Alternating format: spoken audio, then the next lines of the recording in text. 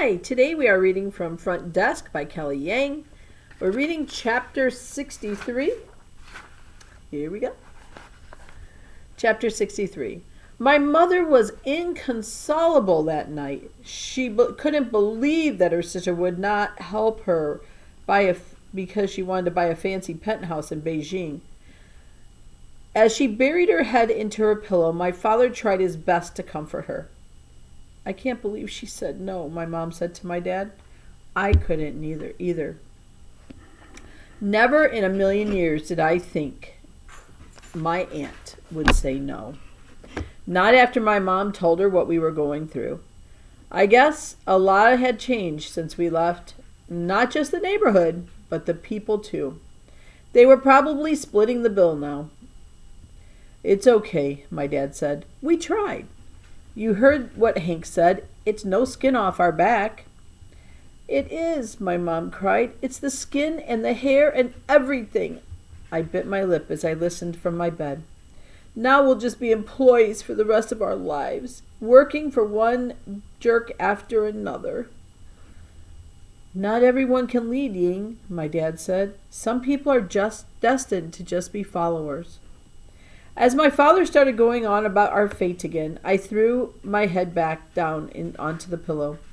I didn't believe we were destined to be followers. I didn't believe we were just supposed to stay on the roller coaster forever. I thought about all the people I'd met this year and how we all deserved better.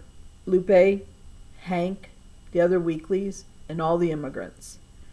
So many wonderful people from so many different parts of the world. If only there was a way we could join together and break free. Wait a minute. What if we didn't need one rich relative? What if we needed instead was a lot of poor people? My mom said it herself. Everybody could each put in a little. Lupe came straight over the next day and squealed when I told her of my plan. Of course! Why didn't we think of this earlier? Mr. Yao desperately wants to sell the motel. We could probably get it for cheap. She grabbed my hand and we ran out the back to find Hank. It was a Saturday and Hank was outside his room watering his tomato plant. How much do you think Mr. Yao wants for the motel? We asked him. Hank stopped watering and drew a sharp breath. Well, at least $300,000, I'd say. Why? Did you guys find another rich relative? No, we were all out of those, but we knew a lot of people. Sure, they were all poor, but if everybody put in a little. And it wouldn't be a donation. It'd be an investment. We'd own the motel together, I told Hank. I pulled out my notebook and showed him and Lupe my calculations. Their eyes boggled when they saw the math. This place makes $12,000 a month, Lupe asked. Holy, that's serious money, Hank exclaimed. $144,000 a year, serious, to be exact. Hank slapped his leg. That's it, I'm in, he declared. Hank emptied every pocket of every jacket. He dug his fingers into the backs of his chairs and checked under his bed for money. He even checked in his shoes. He managed to find $78.56, which wasn't a lot, but it was something. The other weeklies, as soon as they heard, wanted to contribute too. Fred put in $100 and Billy Bob put in $200. Mrs. T contributed $250, but it was Mrs. Q who put in the most, a whopping $3,000. You got $3,000 lying around and you're living in this dump? He asked her when Hank whistled. Why don't you get an apartment? This isn't a dump, Mrs. Q said. This is my home. And besides, if I lived in an apartment, I'd never meet all of you wonderful people. She gave my shoulder a squeeze. Lupe skipped on home to talk to her parents. She said they had some sort of emergency fund, but she wasn't sure how much was in there. As for me, I dug out my essay from the contest. I made copies of the essay and passed it out to every single customer who came in. My plan was simple. Find 600 people to contribute $500 each. That would bring us to the grand total of $300,000. So far, we got $3,628 from the weeklies. We still had $296,371 to go. A few customers threw my story in the trash, but a surprising number did not. They responded with genuine interest and curiosity. A few were moved by what I told them about our situation and the kind of year we had been having and how we got through it by pulling together as a family. They opened up their checkbooks and wrote checks for $700, $1,000, $4,000, $5,000, and even one for $8,000. One customer wanted to know my vision for the Calavista. His name was Mr. Cooper, and he was a venture capitalist from Los Angeles, passing through on his way to San Diego. A venture capitalist, Mr. Cooper said, was someone who invested in small companies before they became big companies. Though he could afford to stay anywhere, Mr. Cooper still liked living frugally, and that's why he was at the Calavista. Where do you see the Calavista in 5 years? Mr. Cooper asked me. Right here, I said, a little confused by his question. He laughed. I said, He laughed. No, I mean, what kinds of things do you expect from the Calavista? I thought about it and said, I just want everyone to be happy. Every single customer. Mr. Cooper smiled. That's the kind of vision I like to hear. I'd be honored to invest, he said. Mr. Cooper took out his checkbook and wrote us a check for a jaw-dropping $50,000. As he handed us the enormous check, my mother's hand shook. She had never seen so many zeros all in one place. I'm expecting big things from this place, Mr. Cooper being. Big things. With Mr. Cooper's check and the other customers' contributions, we still needed about $230,000. So the next day, I went around to all the shops on our street. To my wild surprise, both Mr. Abian from the convenience store and Mr. Bhagawati from the dry cleaner store wanted to invest. Are you sure? I asked them. Are you kidding? This is our chance to own a piece of land in America, they said. They were tired of sending all their money back to their relatives month after month. For once, they were going to spend it on themselves. They gave me $1,000 each cash. I ran all the way home, clutching the thick stack of hundreds in my hands. Lupe came over with even more thrilling news. Her parents talked it over, and they want to invest $10,000, the entirety of their emergency fund. But it's your emergency fund, I said. Are you sure about this? Lupe nodded. We've never been more sure of anything in our life, she said. As her dad added this chunk to the huge pile of money, Lupe and I grabbed each other's arms and jumped up and down, screaming, We're getting off the roller coaster! We're getting off the roller coaster! By the end of the week, we were $85,000 down, $215,000 to go. I took out the big ledger and started writing to old customers. I wrote to Mr. Lewis, the guy who gave me a hard time about the key and wanted all those extra pillows. To my surprise, he wrote me back and sent me a check for $100, along with a gift certificate to Home Depot for a better key machine. Mr. and Mrs. Miller, the nice couple who gave me an $8 tip, sent $75. They told their friend about it, a guy who made a fortune selling mops on the Home Shopping channel on TV, and he called us up and wanted to invest. My dad then got on the phone and started calling up some of the immigrants who had stayed at our motel. When the immigrants heard, they wanted to get in on the deal too.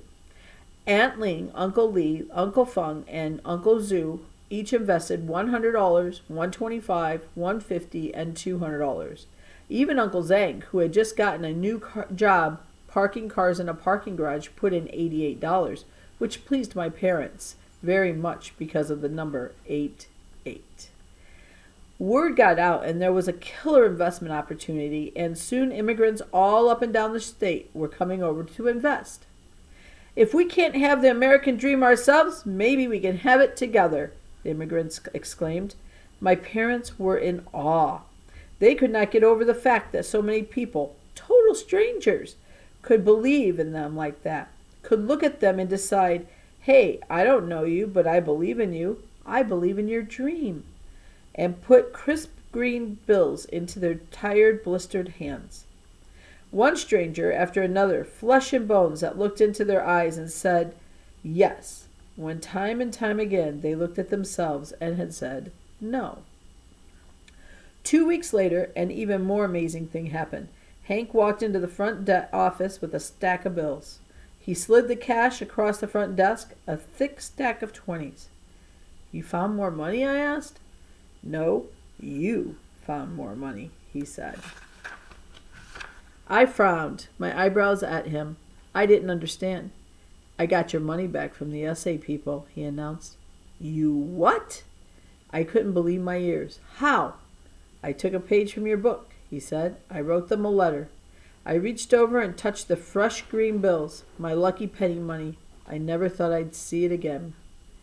When I explained to them how young you are and how hard you worked for that money, they returned it like that. Hank snapped his fingers. Oh, Hank. Thank you, I said. He waved away my thanks like it was nothing, even though what he did meant the world to me. So what are you going to do with it? Hank asked. I'll tell you what I'm going to do with it, I said. I'm buying a motel with it. That's my girl, Hank beamed. I wrote the Vermont people to say thank you for returning money. That's when I had an idea. Dear Vermont Motel essay organizers, thank you so much for returning my entry fee. Can you do me a huge favor? Can you please kindly help me send the following letter out to all the other people who entered the essay contest but did not win? It would mean a lot to me. Thank you, Mia Tang. Attached letter. Dear Sir or Madam, my name is Mia Tang. I am 10 years old, and like you, I also entered the Vermont Motel Giveaway Essay Contest.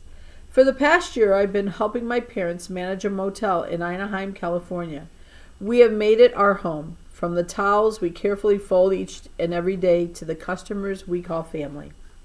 But you see, the motel is not ours. It belongs to a man named Mr. Yao, who is unkind and unjust and stubborn as a rock. My parents think that working for Mr. Yao is the only way, but I don't think so. At night, I dreamed of a better way. I dreamed of owning a motel one day that was ours. So I entered the Vermont Motel Giveaway Essay Contest. Sadly, though, I did not win. I always knew losing was a possibility. What are the chances of actually winning a motel? But still, it hurt, watching my hopes and dreams disappear. You probably know that feeling. Well, maybe all our hopes and dreams don't have to disappear. I am writing to you because something has happened here at the Cala Vista Motel. Mr. Yao is selling the motel. He's selling it for cheap because he's desperate. We're all chipping in to see if we can buy it from him, and we're looking for investors. If you would like to invest, please let me know. It wouldn't be a donation. You would be one of the owners, and in the future, whenever a customer comes to stay at the Cala Vista, part of that money would go to you. You might be asking yourself, why should I invest in a motel from a 10-year-old? For 3 reasons. 1, I know what I'm doing. I know every corner of this motel like the back of my hand because I've lived here and worked here for almost a year. 2, I love what I'm doing. I'm very proud of my work. Every day I check people in at the front desk. The customers like me, see enclosed feedback cards, because I always go the extra mile for them. 3, I won't let you down. I will work hard every day for my dream and for years. So what do you say? If we can't win a motel together, let's buy one. No investment is too small. Even if all you have are some extra pennies and nickels lying around, we'll take them. You'd be amazed at what some of them are worth. I look forward to hearing from you. Yours truly, Mia Tang, Manager. A few weeks later, the checks started rolling in. The Vermont essay people sent my letter out, and to my absolute amazement, people from all over the country sent in checks for $50, $100, $2,000, and even $10,000. By the end of that incredible month, and with everyone else's investments, we had reached $300,000. We cashed the checks at the bank and kept all the cash in a giant trash bag, which my parents held in their arms at all times and slept with at night in case any robbers came.